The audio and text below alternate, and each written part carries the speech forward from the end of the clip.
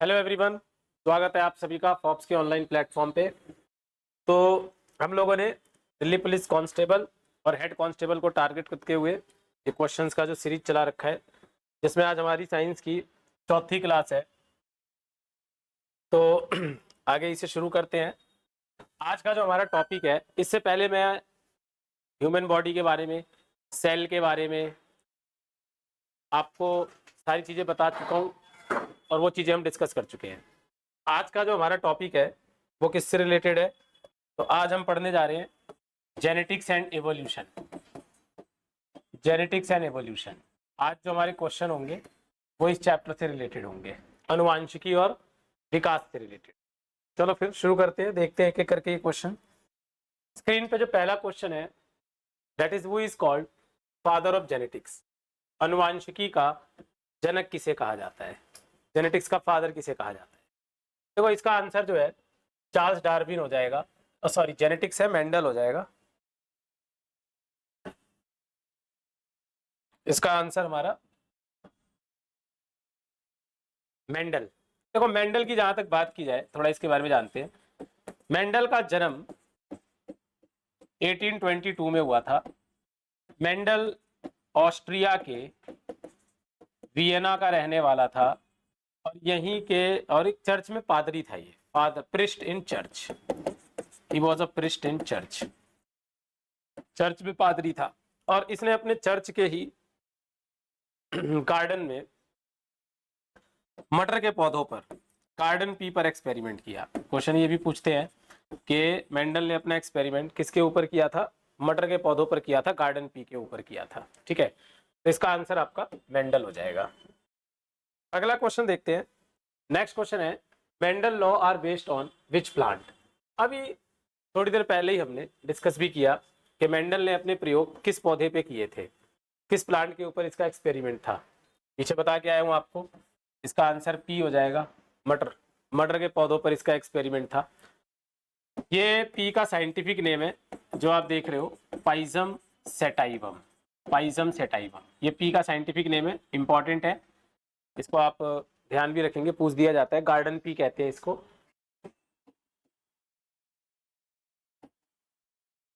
Garden pea कहा जाता है इसको। तो अगले क्वेश्चन की ओर बढ़ते हैं। नेक्स्ट क्वेश्चन देखते हैं अब।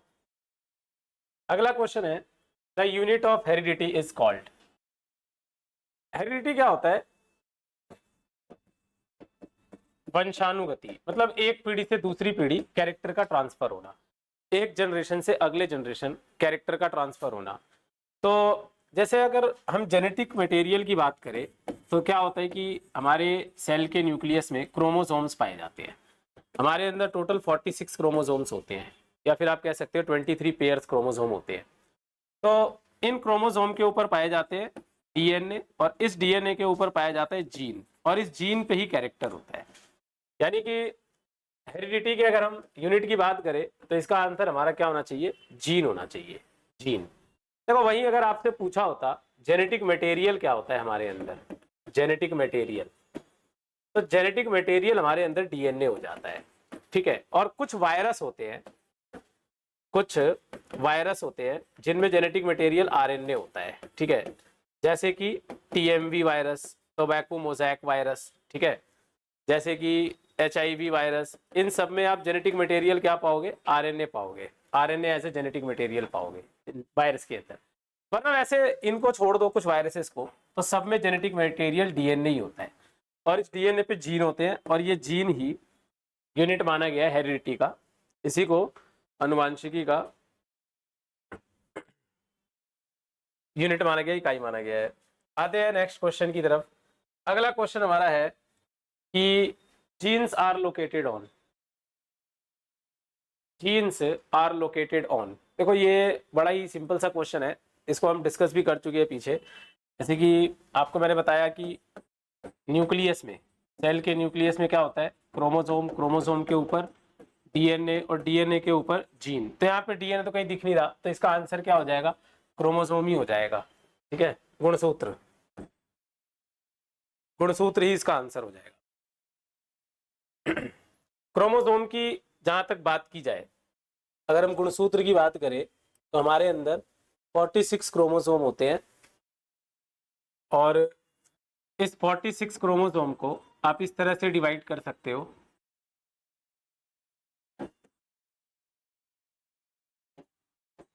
चौवालीस प्लस एक्स एक्स ये फीमेल के अंदर होता है, और 44 प्लस एक्स वाई ये मेल के अंदर होता है। इनको हम ऑटोसोमल क्रोमोसोम कहते हैं, ऑटोसोमल, और इनको सेक्स क्रोमोसोम कहते हैं। सेक्स डिटरमिनेशन में इनका रोल होता है, लिंग निर्धारण में इनका रोल होता है, ठीक है। तो इस तरह से ये 46 टोटल क्रोमोसोम होते हैं ह्यूमन के अंदर। नेक्स्ट क्वेश्चन की ओर बढ़ते हैं। अगला क्वेश्चन है हमारा, the physical appearance of an organism is called, क्या कहते हैं फिजिकल अपीयरेंस को? ये यहाँ पे ऑप्शन ए होगा, ये मिस्टेक है, ये option A, option B, option C, option D. Physical appearance का मतलब है कि बाहरी रूप क्या कहलाता है किसी भी जीव का, जीनोटाइप, फिनोटाइप, एलील, ट्रेट। देखो बात ऐसी है कि जैसे मैं आपको ना एक एक्सपेरिमेंट समझाता हूँ। लाइक जैसे मेंडल ने मटर के पौधे लिए और इसको इसने फर्टिलाइज कराया, तो मेंडल ने क्या पाया, ये बना टीटी, ये कैपिटल टी स्मॉल टी, ये कैपिटल टी स्मॉल टी, और ये फिर स्मॉल टी। जब हम बाहर से देखेंगे ना इन प्लांट्स को, जब हम बाहर से देखेंगे तो बाहर से देखने पे ये हमें टॉल दिखेगा, ये भी हमें टॉल दिखेगा। Actually capital T small T पे डोमिनेट करता है, ये भी हमें टॉल दिखेगा, बट ये आपको ड्वार्फ दिखेगा, ये आपको छोटा दिखेगा, ठीक है। तो बाहर से जो दिखता है ना, बाहर से जो दिखता है फिजिकल अपीयरेंस, उसको हम क्या कहते हैं, उसको हम फिनोटाइप कहते हैं, फिनोटाइप, ठीक है। लेकिन आप अंदर चले जाओ, तो अंदर जाओगे तो ये है तो ये भी टॉल, ये भी टॉल, लेकिन अंदर के जीन अलग है, इनके अंदर के जीन अलग है। तो इस चीज को हम कहते हैं जीनोटाइप, ये चीज जीनोटाइप कहलाता है, ठीक है ना। जो इंटरनल अपीयरेंस होता है इसको जीनोटाइप कहते हैं। लेकिन ये है, मतलब इस क्वेश्चन का आंसर अगर हम देखें तो ये आउटर पूछ रहा है बाहर से दिखने में, तो फिर फिनोटाइप हो जाएगा। नेक्स्ट क्वेश्चन है, विच of the following carries genetic information, genetic information इनमें से कौन लेके जाता है? या फिर आप दूसरे रूप में कह सकते हो कि ये क्वेश्चन क्या पूछ रहा है कि जेनेटिक मटेरियल कौन होता है, जेनेटिक मटेरियल क्या होता है, ठीक है। इनमें से देखो जेनेटिक मटेरियल मैंने आपको बताया कि मेन तो डीएनए है। डीएनए क्या होता है, का आंसर तो अपना डीएनए ही हो जाएगा। डीएनए क्या होता है, deoxy ribo nucleic acid, deoxy ribo nucleic acid, DNA. लेकिन कुछ वायरसेस ऐसे होते हैं, सम वायरसेस, कुछ वायरस जिनमें आरएनए भी जेनेटिक मटेरियल का काम करता है। और इसका एग्जांपल मैंने आपको बताया, जैसे कि एचआईवी हो गया, जैसे कि कोरोना आया था पहले, तो इसमें भी आरएनए ही होता है जेनेटिक मटेरियल। क्योंकि वायरस में क्या होता है ना, वायरस में आइदर डीएनए और आरएनए, आइदर डीएनए और आरएनए दोनों में से एक पाया जाता है, दोनों नहीं पाए जाते। तो जिस वायरस में आरएनए होगा वहां डीएनए नहीं होगा, और फिर ये आरएनए उसमें जेनेटिक मटेरियल का काम करेगा। तो कुछ वायरस है बस जिसमें RNA, otherwise main genetic material तो हमारा डीएनए ही होता है, यही पाया जाता है सबके अंदर as a genetic material. Next question है हमारे सामने कि which of the following pairs represent sex chromosome in human. थोड़ी देर पहले ही हमने डिस्कस किया है, ठीक है ना, कि निम्न में से सेक्स क्रोमोसोम कौन रिप्रेजेंट करता है। तो मैंने आपको बताया कि 46 के क्रोमोसोम ऐसे बटे होते हैं, कुछ 44 प्लस, पेयर में लिखोगे तो 22 लिखा जाएगा। अगर आप इसी चीज को पेयर में लिखोगे तो 22 लिखा जाएगा, कंप्लीट लिखोगे तो 44 प्लस एक्स एक्स ये फीमेल में होता है, और 44 प्लस एक्स वाई ये मेल में होता है। तो ये जो आप देख रहे हो ये वाले chromosomes X X X Y, ये इसका आंसर ये होगा बी, बी होगा, उठा देते, बी इसका आंसर होगा। X Y in male and X X is female, इस जगह से। बाकी एक क्वेश्चन अपना सेक्स डिटर्मिनेशन से भी रिलेटेड रहेगा, तो वो हम आगे देखेंगे।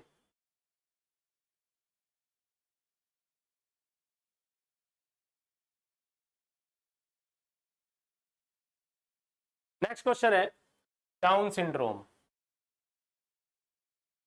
डाउन सिंड्रोम से रिलेटेड है कि डाउन सिंड्रोम कैसे होता है, क्या होता है ये, ठीक है। देखो, ये जेनेटिक डिजीज में आते हैं। हमारे अंदर वैसे तो 46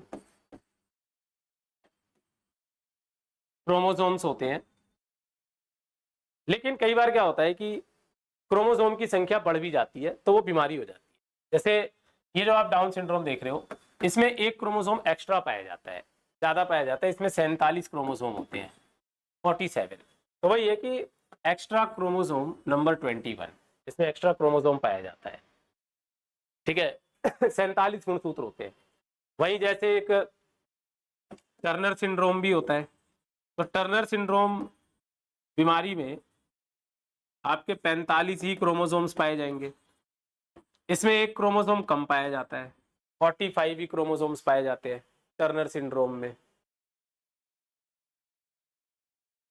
नेक्स्ट क्वेश्चन की तरफ बढ़ते हैं, अगला क्वेश्चन देखते हैं। Alternate forms of a gene are called. Gene के अल्टरनेट फॉर्म्स पूछा है। देखो, जीन को सीधा सीधा क्वेश्चन है, एलील्स भी कहते हैं, इसको हम एलील्स भी कहते हैं, ठीक है ना। डायरेक्ट पूछा जाने वाला क्वेश्चन है, तो आप ध्यान रखेंगे। नेक्स्ट क्वेश्चन है हमारे पास, which part of the cell contains genetic material. ये वैसे तो हम पहले भी डिस्कस कर चुके हैं कि सेल के किस पार्ट में जेनेटिक मटेरियल पाया जाता है, ठीक है ना। तो सेल के न्यूक्लियस भाग में, न्यूक्लियस भाग में एक स्फेरिकल बॉडी होता है जिसको न्यूक्लियोलस कहते हैं, जिसको न्यूक्लियोलस कहते हैं। ये एक स्फेरिकल बॉडी है, और इसी न्यूक्लियोलस में क्रोमोसोम होता है, उसके ऊपर डीएनए होता है, उसके ऊपर जीन होता है। तो जेनेटिक मटेरियल हमारे सेल के किस पार्ट में पाया जाएगा, न्यूक्लियस में पाया जाएगा, केंद्रक भाग में पाया जाएगा। न्यूक्लियस, केंद्रक। अगला क्वेश्चन है हमारे सामने, in human sex of child is determined by. मानव में जो लिंग का निर्धारण है वो मेनली किससे निर्धारित होता है, mother father both equally, random chance, ठीक है। देखो, इसमें फादर से ही होता है, फादर मेन है। अब मदर के पास XX क्रोमोसोम है, फादर के पास XY क्रोमोसोम है। फिर आप देखोगे कि ये XX, ये XY, ये अगेन XX और ये XY। तो Y क्रोमोसोम की वजह से मेनली क्या बन रहा है, बॉय बन रहा है। और Y क्रोमोसोम है किसके अंदर, मेल के अंदर है। तो इसी के हाथ में ये मेन चीज है ना। तो जो चाइल्ड का जो सेक्स डिटर्मिनेशन होता है वो किसके द्वारा होता है, मेनली फादर के थ्रू होता है, वो पिता के माध्यम से होता है।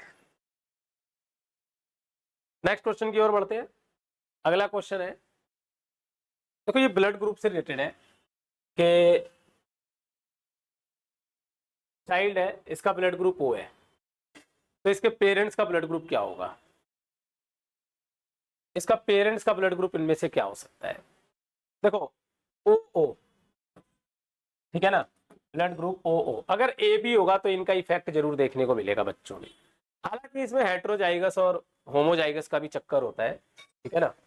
हेट्रोजाइगस और होमोजाइगस का भी चक्कर होता है, बट वो अभी आप रहने दो, उतना हमें दिल्ली पुलिस के अकॉर्डिंग नहीं देखना है। ये सिंपली है कि अगर मदर फादर दोनों का अगर ब्लड ग्रुप O है तो चाइल्ड का ब्लड ग्रुप ऑटोमेटिक क्या हो जाएगा, O हो जाएगा। अच्छा, ऐसा है कि जरूरी भी नहीं है कि जो मदर फादर का ब्लड ग्रुप है वो चाइल्ड का हो ही। इसके बड़े सारे केसेस होते हैं, इसके बड़े सारे पैटर्न होते हैं, तरीका होता है निकालने का। बट यहाँ पे जो हमारा आंसर बनेगा वो क्या बनेगा, आपका O बनेगा, ठीक। नेक्स्ट क्वेश्चन, म्यूटेशन क्या होता है, म्यूटेशन क्या है, उत्परिवर्तन कहते हैं इसको हिंदी में, उत्परिवर्तन।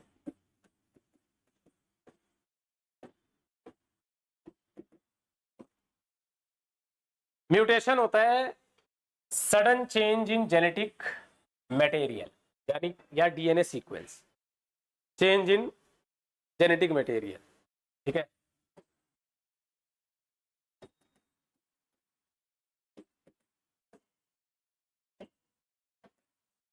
हमारे जेनेटिक मटेरियल में चेंज आना म्यूटेशन है, और इसी म्यूटेशन से एवोल्यूशन को सपोर्ट मिलता है। अगर हम विकास की बात करें, म्यूटेशन होने से ही, जैसे मान लो कि कहते हैं बंदर से चिंपांजी आए, चिंपांजी से मानव आए, तो क्या चेंज होता गया? यही जेनेटिक मटेरियल चेंज होता गया, इसी में चेंजेस की वजह से ये क्रिएट हुआ है, ठीक है। और जेनेटिक मटेरियल में चेंज होना म्यूटेशन कहलाता है। नेक्स्ट क्वेश्चन है हमारे सामने, विच of the following is a sex linked disease? इनमें से कौन सा सेक्स लिंक्ड डिजीज है, या फिर आप कह सकते हो कि जेनेटिक डिजीज है। देखो, जेनेटिक डिजीज की बात की जाए तो मैं एक लिस्ट बना देता हूँ आपके सामने कि कौन कौन से ह्यूमन के अंदर जेनेटिक डिजीज होते हैं। तो एक तो Klinefelter syndrome, Turner syndrome, Down syndrome,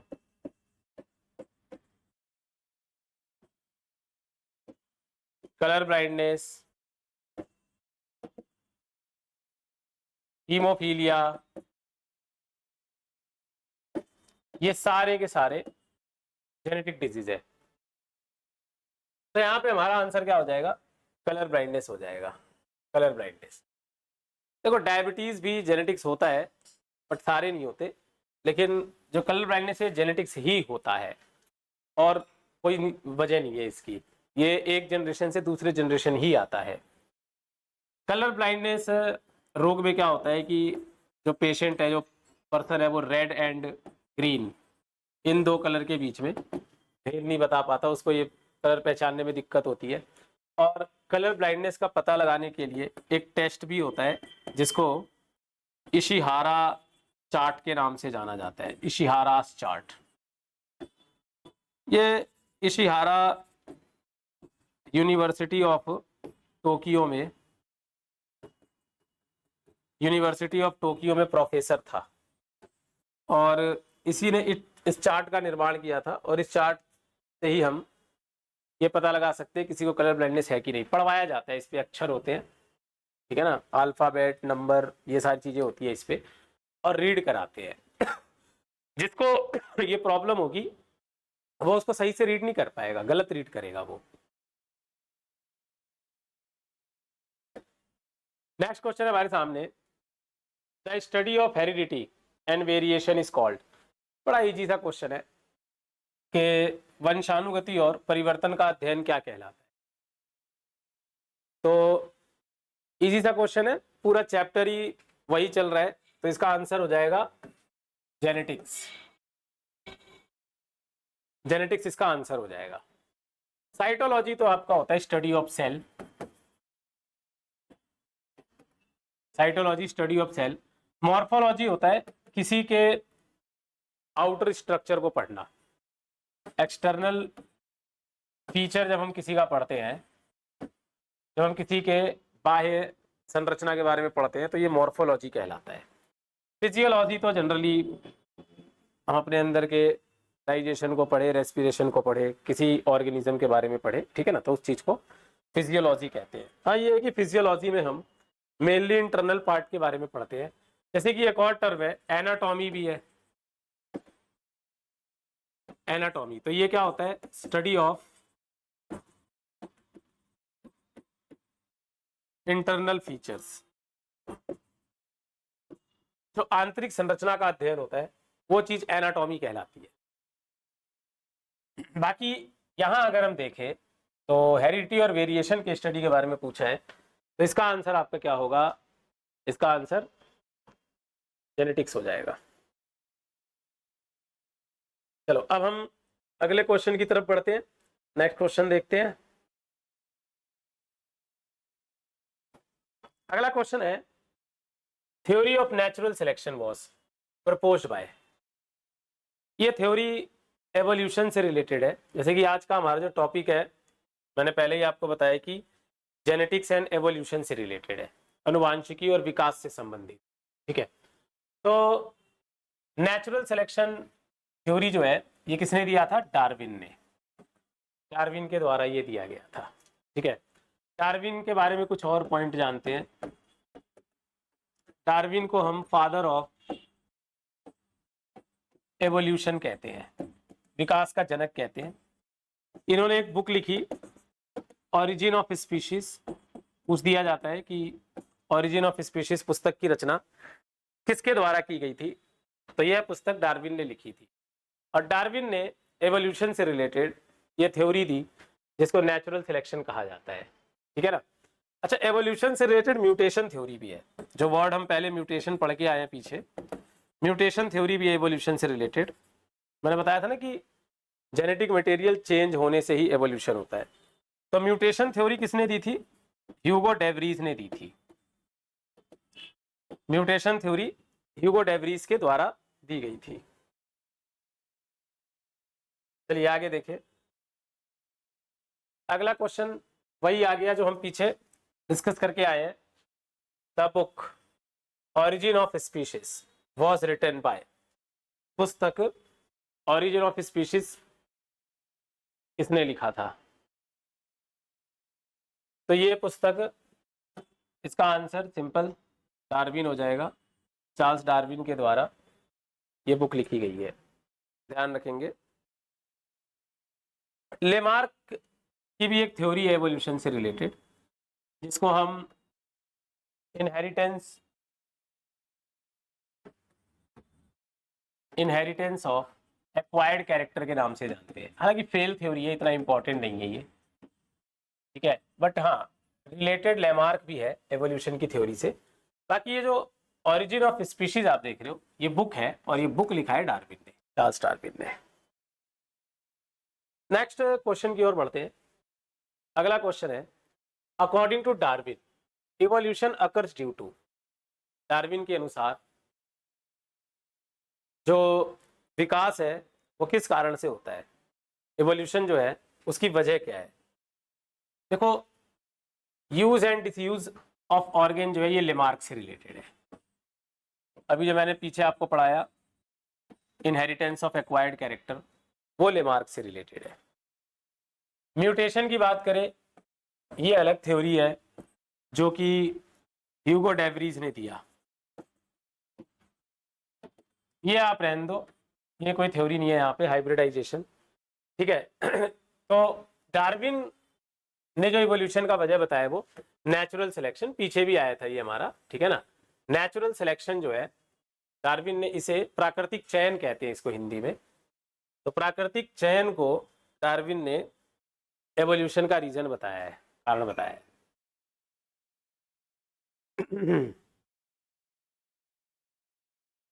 next question है हमारे सामने, Lamarck's theory is known as. लो ये भी आई गया, लेमार्क का थ्योरी भी पूछ दिया। हालांकि ये फेल थ्योरी है, मतलब लेमार्क ने थ्योरी जो दी इसके काफी सारे डिस्प्यूट है, इसलिए इसीलिए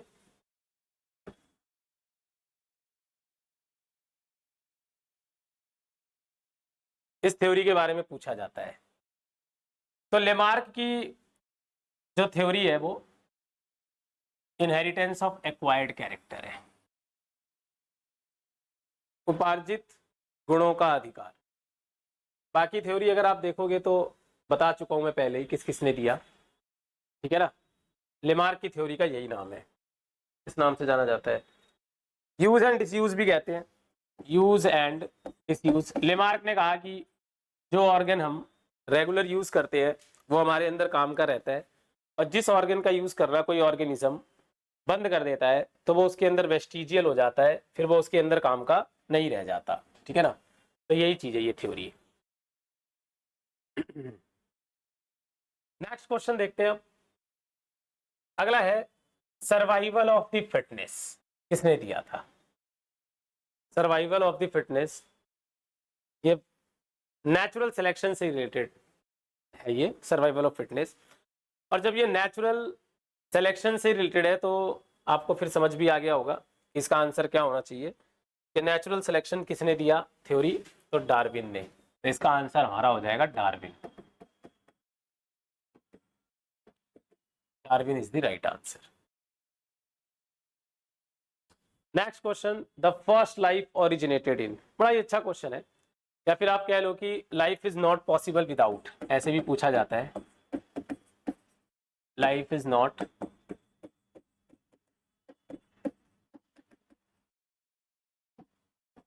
पॉसिबल विदाउट, इनमें से किसके बिना लाइफ पॉसिबल नहीं है हमारे अर्थ पे? इसका आंसर तो देखो वाटर हो जाएगा। हमारे अर्थ पे अगर लाइफ है तो उसकी मेन वजह क्या है? जल। वाटर की वजह से लाइफ पॉसिबल धरती के ऊपर। और पहला जो लाइफ ओरिजिन हुआ ना अर्थ पे, जो फर्स्ट लाइफ जो ओरिजिन हुआ धरती के ऊपर, वो हुआ भी वाटर के अंदर। जल के अंदर ही पहले जीवन की उत्पत्ति हुई। बैक्टीरिया है सबसे पहले। और आज भी हम अदर प्लैनेट पे अगर हम लाइफ पे स्टडी करना चाहते हैं तो सबसे पहले हमारा इंटरेस्ट वाटर है, कि सबसे पहले हम पानी पे रिसर्च कर रहे हैं। पानी है then we can consider a life on that planet, कोई भी प्लैनेट पे। तो इसका आंसर वाटर हो जाएगा। एयर के बिना बहुत सारे ऑर्गेनिजम्स रह सकते हैं, ठीक है ना। बैक्टीरिया, शुरुआत में जो बैक्टीरिया आए थे तब वो तो ऑक्सीजन का यूज भी नहीं करते थे, ऑक्सीजन उनकी लाइफ में यूज भी नहीं होता था, ठीक है ना। नेक्स्ट क्वेश्चन है हमारे सामने, the fossils are remains of. Fossils are remains of, fossil क्या होती है? फॉसिल को हम हिंदी में जीवाश्म कहते हैं। फॉसिल को हम हिंदी में जीवाश्म भी कहते हैं। देखो ये डेड रिमेन्स होते हैं ऑर्गेनिजम्स के। इसका जो आंसर है डेड रिमेन्स। बट एक चीज और कि ये ऑर्गेनिज्म अब नहीं पाए जाते। These organisms not exist now, खत्म हो चुके हैं, विलुप्त हो चुके हैं, ठीक है ना। अगर आपको इंसानों का जो हम है होमोसेपियंस, अगर हमारा रिमेन्स मिले तो आप उसको फॉसिल नहीं कह सकते। फॉसिल वो होते हैं जो विलुप्त भी हो चुके हैं, जो एक्सटिंक्ट भी हो चुके हैं, कि अब वो धरती पे दिखते नहीं है, मिलते नहीं है हमें। चलो अगले क्वेश्चन पे आते हैं। नेक्स्ट क्वेश्चन है, which animal is consider a connecting link between reptile and birds. कि कौन सा जीव सरीसृप और पक्षियों को जोड़ता है, मतलब वो जीव जिसमें इन दोनों के कैरेक्टर हो। ये भी एक फॉसिल ही है, इसका नाम है आर्कियोप्टेरिक्स। क्रोकोडाइल तो पूरा प्रॉपर रेप्टाइल है, पीजन तो प्रॉपर बर्ड है, और फ्रॉग तो एम्फीबियन होता है, उभयचर होता है, ठीक है। तो हमारा आंसर यहाँ पे क्या होगा? आर्कियोप्टेरिक्स होगा, ठीक है। देखो आर्कियोप्टेरिक्स एक फॉसिल है, अब नहीं पाया जाता ये जीवाश्म में। और इसके अंदर इसके अंदर रेप्टाइल और बर्ड, सरीसृप रेंगने वाले और उड़ने वाले पक्षी, दोनों के गुण पाए गए हैं इसके अंदर जो है सो।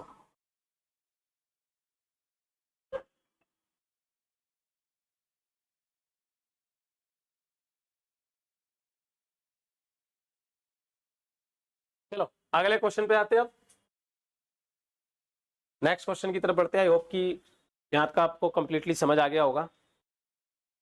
तो आर्कियोप्टेरिक्स इसका आंसर हो जाएगा।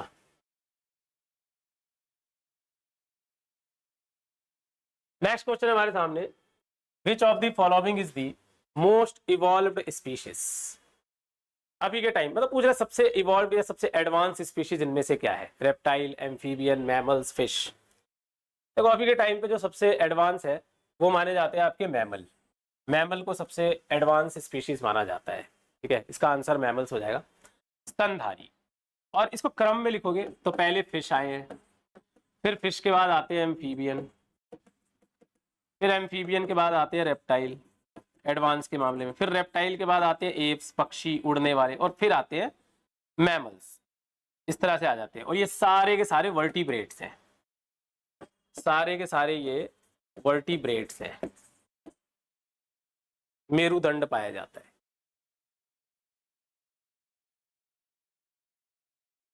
और आप चलते हैं हम अगले क्वेश्चन की तरफ। तो नेक्स्ट क्वेश्चन है the evolution of a horse is an example of. देखो इसका आंसर अडेप्टिव रेडिएशन हो जाएगा, ठीक है ना। हालांकि इस तरह के क्वेश्चन आपके एग्जाम में कम ही पूछे जाते हैं, ठीक है। अडेप्टिव रेडिएशन इसका उत्तर हो जाएगा।